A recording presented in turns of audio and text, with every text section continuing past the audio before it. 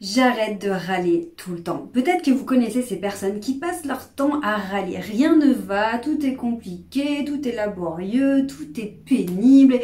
Peut-être même que c'est votre cas. Bon, si c'est le cas, c'est pas grave parce qu'on va voir dans cette vidéo en fait comment arrêter de râler, pourquoi on fait ça et vraiment on va prendre conscience que c'est vraiment pourri de faire ça. Alors on va mettre les choses en place pour arrêter de passer notre temps à râler parce que ça nous met dans un état émotionnel qui est très désagréable, très inconfortable et ça vient vraiment compliquer les choses alors que la vie pourrait être beaucoup plus douce et beaucoup plus simple et on pourrait atteindre nos objectifs de manière beaucoup plus rapide et plus efficace quand on arrête de râler. Donc accrochez-vous parce que on va voir dans cette vidéo comment faire pour arrêter de râler et je vous invite vraiment à vous abonner à la chaîne et à cliquer sur la cloche de notification si tous les sujets de confiance en soi, estime de soi, leadership, charisme, communication, prise de parole, tout ça vous intéresse.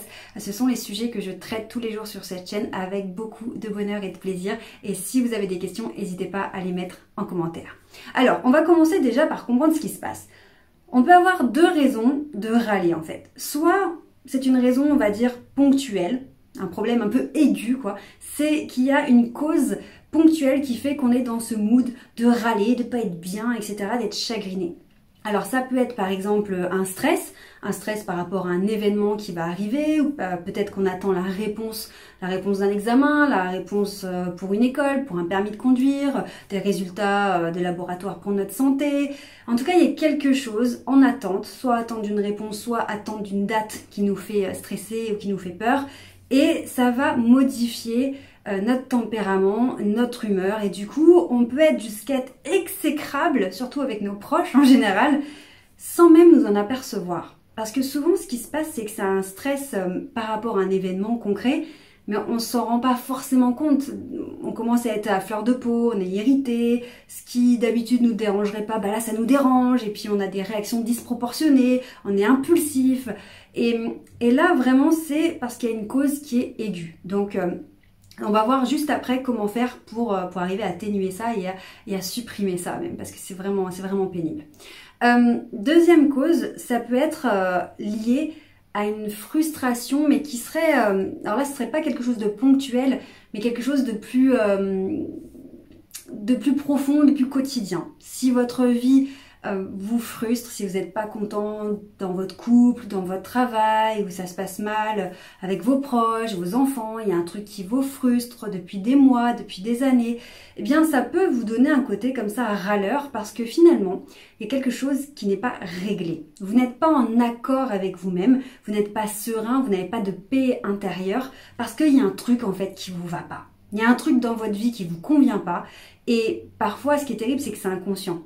C'est qu'on a du mal à être honnête avec soi-même parce que quand on commence à vraiment être honnête avec soi-même, ben, ça nous met face à des réalités qui parfois sont pas acceptables ou qui sont dévalorisantes pour nous, pour notre ego et des fois on n'a pas envie de voir ça. Donc il se peut que on fasse l'autruche, qu'on étouffe la cause qu'on rende bougon comme ça. Et du coup, bah, ça rejaillit sur le quotidien, ça rejaillit sur le conjoint, sur les enfants. On est tout le temps irrité, irritable, on n'est jamais content, on n'est jamais satisfait. On voit quand 90% des choses vont bien, nous, on va voir que le 10% qui va pas. Parce qu'on a cette frustration, en fait, ce truc au fond de nous, là, qu'on n'arrive pas à gérer, qu'on n'arrive pas à régler. Et du coup, bah, ça ressort comme ça, et on râle, et on râle, et on râle. Donc, la première des choses, c'est d'identifier, est-ce que le problème, la source de ce côté râleur, c'est quelque chose de ponctuel, ou alors c'est quelque chose de plus profond, latent, depuis des mois, des années.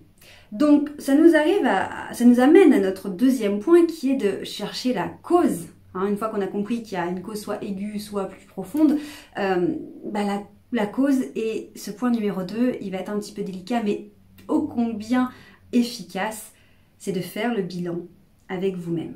Si on prend l'exemple d'un événement qui vous stresse, voilà, dans 2 jours, il y a un rendez-vous qui vous stresse, un entretien d'embauche, peu importe, vous passez le permis, enfin un truc vraiment flippant. Et même si vous avez conscience que ça vous stresse parce que c'est quand même quelque chose d'important, avec un enjeu, ça vous tient au cœur, vous avez envie de réussir, eh bien vous êtes là et puis ça va pas, il n'y a rien qui va, tout vous énerve. Peut-être même que vous avez des symptômes physiques. Vous avez peut-être mal au ventre, peut-être la nausée, vous avez peut-être mal à la tête, vous êtes peut-être très fatigué, alors que d'habitude vous avez plus d'énergie. Et là, en fait, vraiment ce que je vous conseille, c'est que je vous conseille parce que moi j'ai un tempérament très anxieuse à la base, je suis très très sensible au stress et je l'ai vécu tellement de fois cette situation. Et d'ailleurs, franchement, je vais vous le dire en toute honnêteté, quand j'ai une grosse conférence ou une grosse journée de travail qui m'attend, quelque chose de très gros, j'ai tendance comme ça à perdre un peu les pédales, à sentir qu'il y a tout qui m'échappe, tout commence à m'énerver, je suis fatiguée, j'ai ci, j'ai ça. Et là, c'est là où il faut mettre un stop. Il faut mettre un stop à ce cercle vicieux parce que quand vous sentez en fait que vous perdez pied, c'est là où je dis ouais, attends, là, là il y a un truc qui va pas, je suis pas bien, je suis pas bien. Et là c'est la chose qui est difficile à faire mais très très intéressante et très importante, c'est de dire ok, stop, je vais faire une réunion avec moi-même. Ok, qu'est-ce qui se passe? Et soyez votre propre coach, faites équipe avec vous-même. Vous êtes dans la bienveillance, ok? L'amour de soi, c'est extrêmement important. Vous n'avez pas envie de vous voir souffrir, vous n'avez pas envie de vous voir foirer dans votre truc qui est important. Donc, on fait le bilan avec soi-même et ça fait quelque chose comme ça. Bon, qu'est-ce qui m'arrive? Bon, clairement. Allez, c'est quoi le problème? Ok, j'ai peur pour demain. D'accord? Parce que demain, j'ai ce truc. Ok, je stresse. Et là, on va faire la règle des pourquoi. Pourquoi je stresse? Bah, j'ai peur de rater. Ok, pourquoi t'as peur de rater? Bah, j'ai peur d'oublier ça. Ou j'ai peur de perdre mes moyens. Ok, j'ai peur que la personne, elle pense ça. Ok, et si jamais ça arrive, est-ce que c'est gravissime? Qu'est-ce qui se passerait dans le pire des cas? Bah, il se passerait, non, je serais déçue. Ou non, bah voilà, oui. Et puis, finalement, c'est pas tellement de trouver une solution. Parce qu'on n'a pas encore vécu le moment, ok? Il va arriver, même si on a confiance en soi, qu'on se sent capable de réussir, on ne peut pas être sûr à 100% de réussir. Donc tant qu'on n'a pas vécu le moment, on ne peut pas être rassuré à 100%.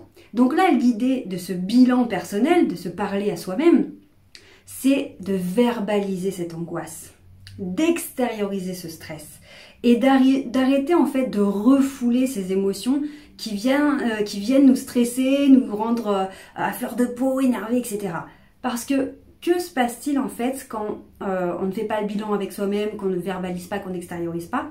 Bah, en fait, il y a un combat interne entre nous, notre côté conscient qui fait l'autruche, en disant oui, j'ai ça qui est important demain, mais et nos émotions de stress, tout le corps en fait qui s'emballe parce qu'il y a du stress et qui veut lui extérioriser ça. Puis nous on est là, non, on fait l'autruche, on est dans le déni, on rejette parce qu'on n'a pas été habitué à gérer nos émotions, à gérer notre stress. Donc on sent que ça monte, là, ça gronde, on dirait que le volcan va exploser, mais nous on essaye d'étouffer le truc parce que c'est plus simple, on a l'impression que c'est plus simple. Et donc l'idée c'est simplement de faire ce bilan avec soi-même pour évacuer cette émotion, l'accepter et arrêter ce combat interne en fait. Et donc que se passe-t-il quand on fait ça? Eh ben, c'est comme si on se confiait à un proche en fait. Parfois juste d'en parler, juste de parler de notre situation qui est difficile à vivre, qui est stressante, eh ben on se sent mieux. Pourtant l'autre n'a pas réglé notre problème, il n'a rien fait, il nous a juste écouté. Ben là en fait, on va s'écouter soi-même. On n'a pas besoin d'aller raconter nos malheurs à quelqu'un d'autre. Juste, on a identifié nous-mêmes qu'on n'était pas dans notre état normal. On a stoppé les choses, on a décidé de faire un bilan et d'être honnête avec soi-même. Et on a verbalisé, extériorisé les choses. Et du coup, bah, le corps, en fait, il va se calmer. Parce qu'il n'y a plus ce combat interne entre le côté inconscient et le côté conscient, tout le corps qui est en train de s'énerver, s'exciter à cause du stress et de la peur, et nous qui essayons d'éteindre le truc. Non, ça y est, c'est sorti. Voilà, on a compris en fait. Ah ben voilà, en fait, je suis pas bien parce que j'ai ça demain. Je suis pas bien parce que je suis stressée. Je suis pas bien parce que j'ai peur. Et en fait, c'est légitime d'avoir peur parce que j'ai envie de réussir, parce que c'est stressant. Et du coup, ben, ça va mieux. Donc vraiment, là, on a pris l'exemple de quelque chose de ponctuel. Mais pareil, si vous êtes tout le temps en train de crier tous les jours, vous criez sur vos enfants, sur votre femme ou votre mari, vous êtes énervé à chaque fois que vous rentrez du travail, vous allez exploser, vous êtes énervé tout le temps pour tout et n'importe quoi. S'il n'y a pas un truc ponctuel, posez-vous la question, attends, qu'est-ce qui m'énerve? Qu'est-ce qui me frustre? Qu'est-ce que j'aurais envie de faire et que je fais pas? Qu'est-ce qui se passe? Et pareil, faites le bilan avec vous-même. Soyez honnête avec vous-même. Franchement, en faisant ça, vous allez vous rendre service. Et il n'y a pas de honte à s'avouer avoir peur, s'avouer être déçu, s'avouer être triste en fait. Parce que c'est normal, ça fait partie des choses normales de la vie. Donc allez-y, dites-le vous à vous-même. Et c'est pas grave en fait. C'est normal, vous êtes juste un être humain. Et plus vous allez vous écouter vous-même, accepter vos émotions, accepter ce que vous ressentez, plus vous allez trouver ce calme intérieur, trouver cette sérénité, cette paix intérieure, parce que vous allez être en accord avec vous-même. Ça ne veut pas dire que votre frustration va s'envoler du jour au lendemain, mais vous allez la comprendre. Et du coup, on dit, bah ouais, en fait, je suis frustrée parce que j'ai pas eu cette promotion, ou parce que j'ai raté ce truc. C'est pour ça que je suis pas bien. Mais ça va vous permettre, en fait, de clôturer cette émotion et de passer à autre chose. Vous allez passer dans une nouvelle énergie, dans un nouvel élan, mettre des choses en place, et vous allez pouvoir avancer. Vous n'allez plus rester bloqué dans ce côté où vous faites que râler, être énervé contre tout le monde. Vous allez évacuer ça et vous allez passer à la suite. En tout cas, c'est tout ce que je vous souhaite. Mais vous savez, c'est pas grave. Franchement, c'est pas grave. C'est pas grave. Faut juste comprendre les choses, les accepter et puis continuer d'avancer. On n'est pas parfait, donc ça arrive, on a le droit de s'énerver, on a le droit voilà, d'être en colère ou de râler, il y a des périodes comme ça. Mais plus on travaille sur soi, plus on s'écoute, plus on s'accepte, plus on se comprend, moins on est confronté à ça parce que finalement on baigne de plus en plus dans des émotions positives et les choses deviennent de plus en plus cohérentes, logiques et faciles dans notre vie parce que tout devient aligné en fait, jusqu'à cette paix intérieure. J'espère que ça pourra vous aider vraiment, je mets tout mon cœur pour pouvoir vous aider au quotidien. N'oubliez pas de regarder sous cette vidéo, il y a différents liens qui vous donnent accès à des formations gratuites, à des promotions exceptionnelles aussi sur différents produits. Je sais à quel point Internet, YouTube, ça nous permet d'avancer, c'est vraiment ça qui m'a sorti de ma situation difficile il y a quelques années. Donc allez-y, posez-moi vos questions en commentaire, prenez bien soin de vous et n'oubliez jamais que vous méritez de réussir, vous méritez d'être heureux, vous méritez de vous sentir bien. Donc allez-y, foncez et on se retrouve très bientôt. Ciao!